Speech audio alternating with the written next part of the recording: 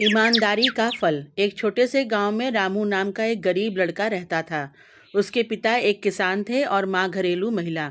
रामू अपने माता पिता की इकलौती संतान था। वो बहुत ही मेहनती और ईमानदार था। उसके माता पिता ने उसे हमेशा अच्छाई और सच्चाई का पाठ पढ़ाया था। एक दिन रामू स्कूल से घर लौट रहा था, तभी उसे रास्ते में एक बटुआ पड़ा हुआ मिला। उसने बटुए को उठाया और देखा कि उसमें काफ़ी सारे पैसे थे। रामू ने सोचा, यह पैसे तो किसी के बहुत काम आ सकते हैं, मुझे इसे उसके मालिक तक पहुंचाना चाहिए। उसने बटुए में रखे पते को देखा और उस दिशा में चल पड़ा।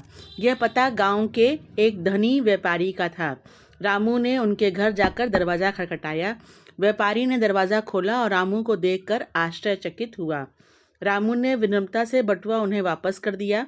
व्यापारी ने बटुआ खोलकर देखा और पाया कि सभी पैसे सुरक्षित थे। वह रामू की ईमानदारी से बहुत प्रभावित हुए।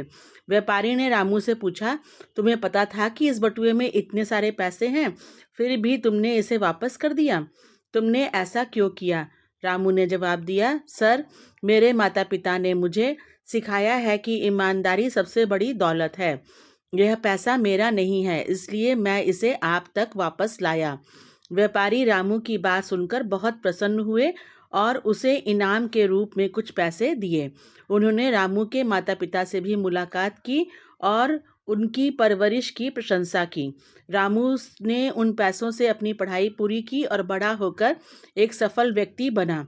उसने समाज में ईमानदारी और अच्छाई का महत्व समझाया और सभी को प्रेरित किया। इस कहानी से हमें यह सीखने को मिलता है कि ईमानदारी हमेशा फल देती है और अच्छाई का मार्ग हमेशा सफलता की ओर ले जाता है।